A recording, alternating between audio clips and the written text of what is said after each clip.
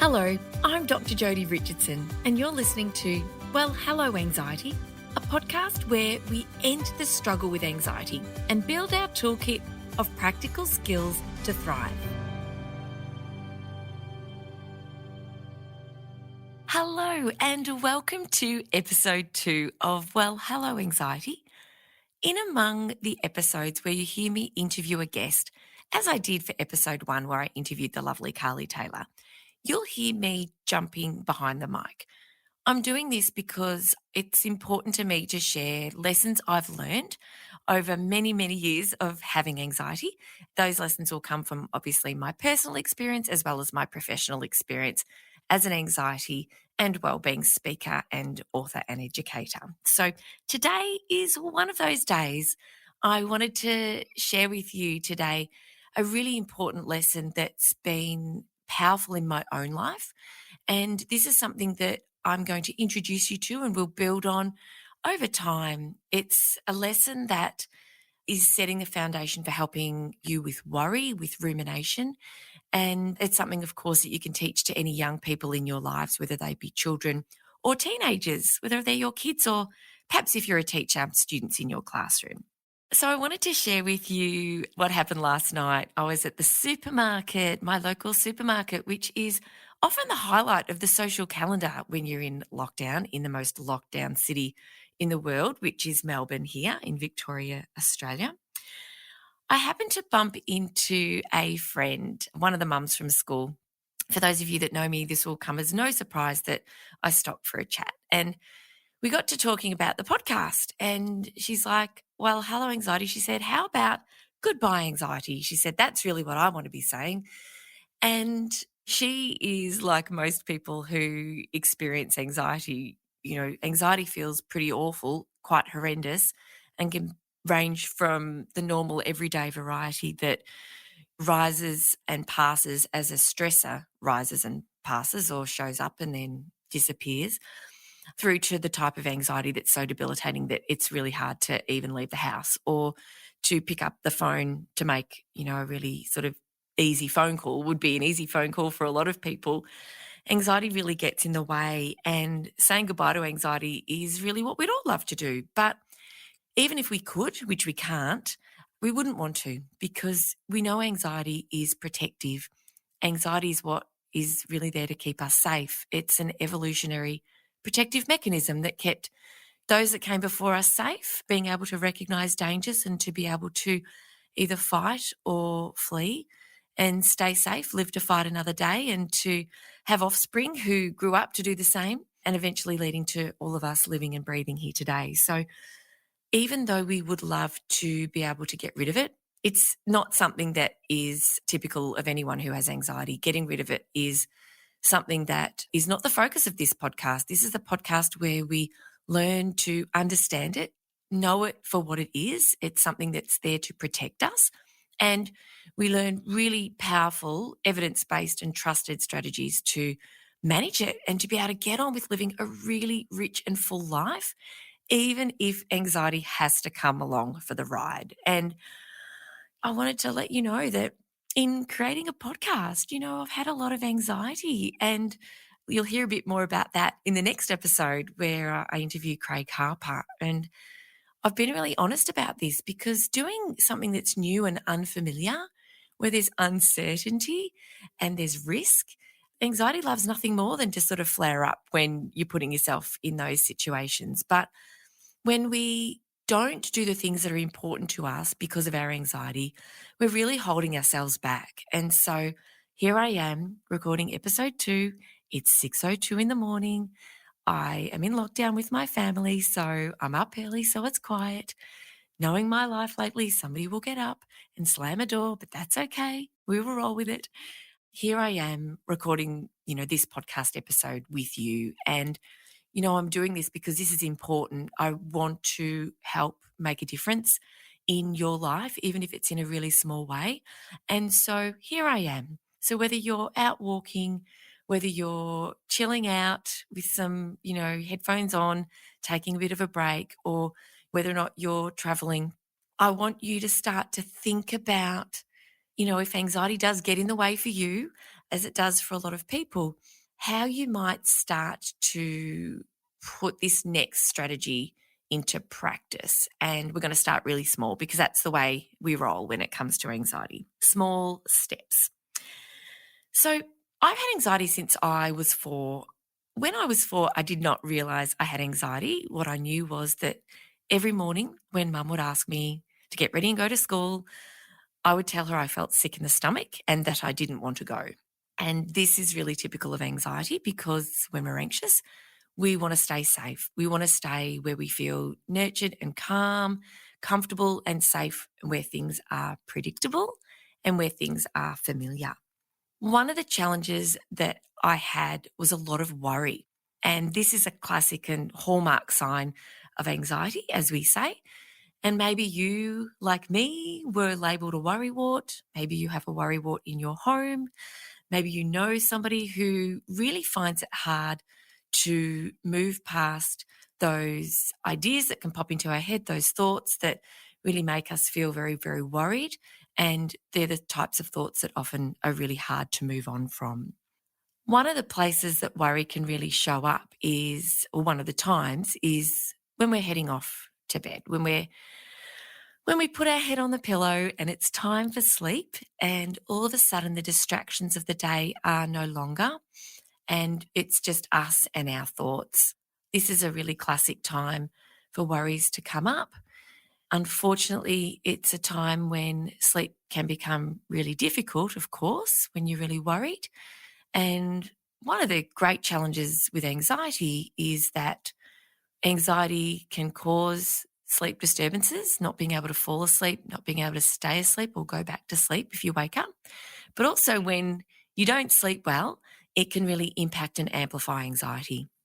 One of the things that my gorgeous mum would say to me, and I share this with permission because mum, equally like me, is really motivated to help others understand and learn from what we've been through as a family. And we've got the motto in our family, when we know better, we do better. And even today, many of us, well, I do, obviously, because this is my passion and my work, and I'm dedicated to this. I've spent a lot of time learning about it and living with it. But there are a great many people who still today don't have the skills and the knowledge and the understanding. And that's just through not having had exposure to it. And I recall as a little girl being in bed and worrying and finding it really hard to sleep. And mum saying, how about you, instead of thinking about the worry, instead of thinking about that, how about you conjure up the most beautiful image that you possibly can in your mind?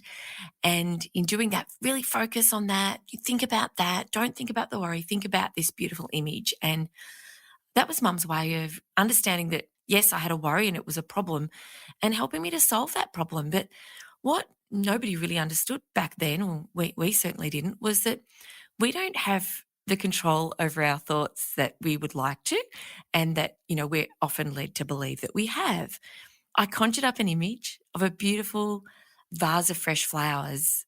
It's something I tried really, really hard, and I'd become aware that I was having a worry, and I'd really try hard to think about this vase of flowers. But it didn't take long for the worry to creep back in. And I was in this sort of perpetual cycle of trying really hard to sort of think about something else, and then starting to think, well, what's wrong with me? I can't focus on this vase of flowers. I can't focus on the fresh flowers and this image I've conjured up to try to help me feel better and more relaxed. And sort of started to wonder, well, why can't I do this? Not knowing that this is not something that we can do, not for any length of time. So it's known as the white bear problem, and researchers many years ago found that when they had a group of subjects, they had a control group also, which is always important in good science. They had a group that were asked not to think about a white bear and then to track how many times they thought about it. And of course, what happened was the idea of a white bear kept popping into their minds because there's a part of our mind that has to focus on what we're not supposed to be thinking about. And so it amplifies those thoughts. So in asking ourselves or asking someone else not to think about it, and it's really natural, and it comes from the heart of hearts to say, don't worry about it, or to be told, don't worry about it, don't think about it, think about something else. if you've ever given that advice or you've been on the receiving end of that advice, it comes from such a place of compassion and such a place of somebody wanting to help, but without knowing that we can't not worry and that we don't have that control. That advice it's well-meaning and well-intentioned, but ultimately unhelpful. So when I think back to little me, when I was asked not to think about, my worry and focus on the vase, what I realized was I was developing this skill unknowingly, a skill called metacognition, which was my ability to notice what I was thinking. And I would do this as I would identify that I was worrying, and then I would try to turn my attention to the vase. And we do have control over our attention, and that's something we'll build on as time goes by. But at that time, I was developing this skill and not realizing it. Because when we're in a worry, we get so swept away by it, it's all consuming, and we call it becoming hooked. It's a bit like becoming hooked like a fish on the end of a fishing line. You get hooked and there's no escape. And we all know this when we drift away from the moment. It takes us away from being present in what we're doing in the moment when we get worried, or even when our attention drifts, but we're talking about worry today. So when we get hooked, we get so lost in that worry, but there is a part of us, and we can build sort of this mental muscle to be able to eventually, we realize we're worrying. We can observe, there was a little part of me that was able to go, oh, you're worrying. It's time to start thinking about the vase again.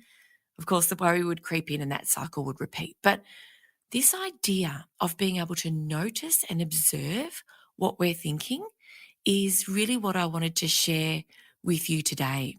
And Carly and I touched on this, of course, in episode 1. And this is a skill that you can build. You can build in other people as well, is this idea of being an observer. Because once we start to establish this skill, we can start to use other thinking skills and build our attentional control to be able to manage worries, difficult and painful thoughts in a really new and different way. I did not learn this until I was an adult a number of years ago. And subsequent times when I'm jumping on the mic with you, I will share more about this skill and help you to build your toolkit. And so today we're really talking about metacognition. And it's this idea of being able to notice that you're getting swept away, you're getting hooked, and then being able to recognize, oh, I was just caught up in my thinking, and starting to observe your thinking. And you can do this the next time that you are in a conversation with someone. And I hope that, wherever you are, that's a conversation with somebody that you've longed to have a conversation with if you've been disconnected. It might be somebody that you are conversing with each and every day. Next time you're in a conversation, see if you can bring this idea of metacognition into that experience. So it might be you're having a chat with one of your kids, or you're having a chat with a partner or with a friend. And when you're present and engaged in the conversation, you won't realize, it's about focusing, obviously engaging and really actively listening.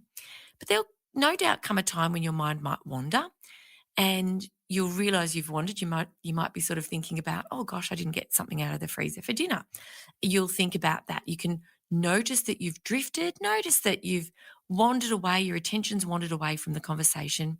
Thank your mind. Oh, thanks, mind. This is what minds do. Thanks, mind. And then return your attention back to the conversation. So you start to use this new, if it might not be new to you, but it might be something that, you're being reminded about. When your mind drifts and you notice, that's you noticing, that's your observing self. So you're noticing, bringing your attention back to what's important in that moment. So that's what I wanted to share with you today. It's, as I said at the start, these chats that I'll have with you will be shorter than the episodes where I'm interviewing someone. So I really just want to start building your toolkit and giving you some really great strategies that you can start to put into place, because this episode is the first of many. And this podcast, Well, Hello Anxiety, this is about changing our relationship with anxiety. We are not looking to get rid of anxiety. If you're told that you can get rid of it, if it's something that sort of gets in the way of your day-to-day life, often when we're trying to get rid of anxiety, we act in ways that only ramp it up.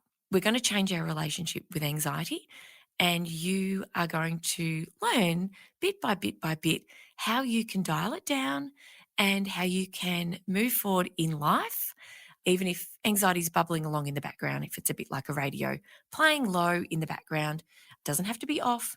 It's just not going to be standing in the way of you doing what's important.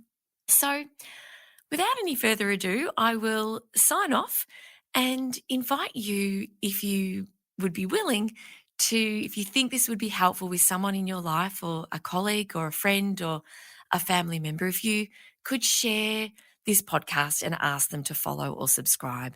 That really makes a difference. It's something that I am so dedicated to bringing to you weekly on a Wednesday to make a difference for you. And if you think it'll make a difference for someone else, I'd be ever so grateful if you would mention it and share it around. So yeah, it would really be wonderful. So thank you. Thank you so much again for joining me. And I really, really look forward to hearing your feedback. Share it with me. Join me on Instagram. You can find me on LinkedIn, of course, and Facebook. And, if there's something you'd like to learn more about that we start to discuss on the podcast, let me know. All right, take care. I'll see you next week. Bye. Thank you so much for joining me for this week's episode. If you enjoyed it, please subscribe and leave a review. To keep the conversation going, I'd love you to join me over on Instagram. You'll find me at Dr Jodi Richardson. Also, if you'd like a copy of my free 5-day mini email course, Calm Your Anxious Brain, then jump over to my website, drjodirichardson.com, and you can sign up down the bottom. I've really enjoyed having your company. Thanks so much. See you next time.